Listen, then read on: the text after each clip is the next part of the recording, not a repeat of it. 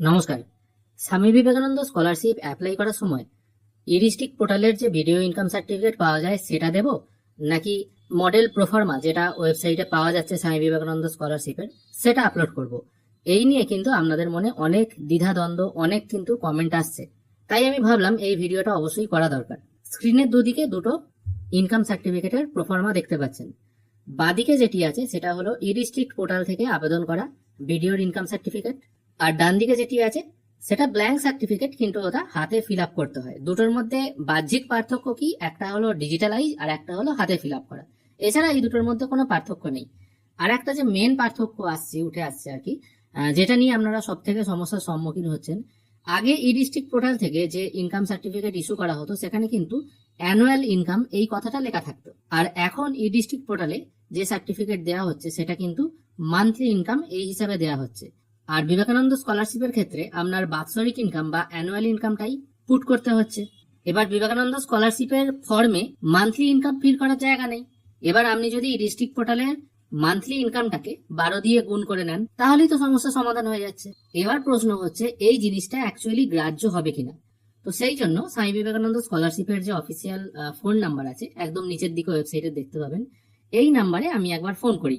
তো ফোন করার পর ওনারা যেটা বললেন তার সারমর্ম হচ্ছে এটাই, আপনারা বিবেকানন্দ স্কলারশিপের যে মডেল প্রোফার্মা আছে, যেটা আর কি আপনাকে প্রিন্ট আউট করে সবকিছু ফিল আপ করে বিডিওর কাছ থেকে বা আপনি অন্য জায়গা থেকে যদি করান সেটাকে স্ট্যাম্প করিয়ে আপলোড করা, এটাই কিন্তু সঠিক নিয়ম। তাহলে কি ইডিস্ট্রিক্ট 2.0 এই যে ইনকাম সার্টিফিকেট গুলো আছে সেটা কি ভুল? কারণ মান্থলি ইনকাম বা বাৎসরিক ইনকাম এই দুটোর যদি ক্যালকুলেশনেও আমি যাই, তাহলে একজন ব্যক্তি সে যে শুধুমাত্র বছরের একটা টাইম গিয়েই সে তার টোটাল স্যালারি পাচ্ছে বা ইনকামটা করছে তা তো নয়। সে প্রতি মাসে মাসে যা পাচ্ছে সেটা ইনটু 12 করলেই তো ইনকামটা চলে আসছে। তাহলে তো মান্থলি আর ইয়ারলি এটার ঝামেলাটা থাকে না। তাদের বক্তব্য হচ্ছে স্কলারশিপের পোর্টালে কিন্তু মান্থলি কথাটা উল্লেখ নেই, সেটা বাৎসরিক উল্লেখ আছে। এবার সেক্ষেত্রে কারুর যদি ইনকাম এরকম হয়ে থাকে 8,399 টাকা, তার হয়তো বাৎসরিক ইনকাম 8,399 টাকা। এবার সেটাকে মান্থলি কনভার্ট করলে পয়েন্টের ফিগার গুলো তো ঠিকঠাক ক্যালকুলেট হবে না, 1 টাকা 2 টাকা এদিক ওদিক হয়ে যাবে, তাহলে ইনকামটা তো সঠিকভাবে মিলছে না। আর এর পরবর্তী ক্ষেত্রেও স্কলারশিপ আপনি অ্যাপ্লাই করার পর যখন ভেরিফিকেশন হবে, সেক্ষেত্রে যেহেতু সঠিক প্রোফার্মা আপলোড করা নেই, ই ডিস্ট্রিক্ট পোর্টালের প্রোফার্মা আপলোড করা হয়েছে, সেক্ষেত্রে আপনার স্কলারশিপটি রিজেক্ট হওয়ারও একটা সম্ভাবনা থাকবে। এবার ওনারা কিন্তু 100% এটা বলছেন না যে এটা হবে না, ওনারা বলছেন এটা একটা সম্ভাবনা রয়ে যাচ্ছে। আর তখন গিয়ে যদি রিজেক্ট হয়ে যায় তখন কিন্তু আর কিছু করার থাকবে না, আর তখন সঠিক ডকুমেন্টটাও আপনি কিন্তু আর আপলোড করতে পারবেন না, কারণ সময় তখন অনেকটা পেরিয়ে যাবে, অনেকটাই দেরি হয়ে যাবে।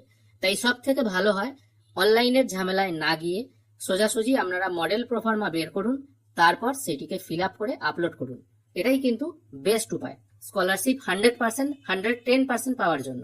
আর আপনারা যদি ঝুঁকি নিতে চান সেক্ষেত্রে ঝুঁকি নিতে পারেন। আর আমি একটা কথা বুঝতে পারছি না, যেখানে মডেল প্রোফার্মা দিয়ে দেওয়া হয়েছে সেখানে কেন আপনারা এই রিস্কটা নিতে যাবেন? কারণ অনলাইনে আবেদন করলেও আপনারা যে সাইবার ক্যাফেতে যাবেন সেখানে টাকা দিতে হবে, তার সঙ্গে তো আপনাকে পঞ্চায়েতে যেতে হচ্ছেই একটা ইনকাম সার্টিফিকেট আনার জন্য সাপোর্টিং ডকুমেন্ট হিসেবে। সেই টাকা খরচ না করে আপনি যদি 2-4 পা এগিয়ে বা কিছু টাকা খরচ করে বিডিও অফিস থেকে সেই সার্টিফিকেটটি সংগ্রহ করেন, বা আপনারা যদি মিউনিসিপ্যালিটি এরিয়া থাকেন সেখান থেকে আপনি যাকে দিয়ে ইস্যু করাবেন সেখান থেকে যদি সার্টিফিকেটটি কালেক্ট করেন, তাহলে অসুবিধা কোথায়? কারণ আপনি ভুল ডকুমেন্ট বা ডিস্ট্রিক্ট পোর্টালে সার্টিফিকেট আপলোড করলে যদি আপনার টাকাটা আটকে যায়, সেক্ষেত্রে তখন আপনার একটাই আফসোস হবে যে 50-100 টাকা খরচ করে যদি আমি সঠিক সার্টিফিকেটটি আপলোড করতাম তাহলে আজকে কিন্তু আমার যে টাকার অ্যামাউন্টটা সেটা আটকাতো না, তাই না?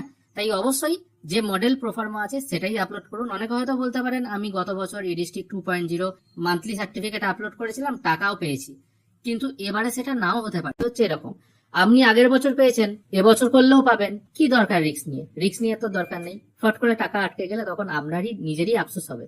তাই সঠিক যে প্রোফার্মা আছে সেই প্রোফার্মাতেই জিনিসটা করুন। আশা করি আপনাদেরকে ব্যাপারটা বোঝাতে পারলাম।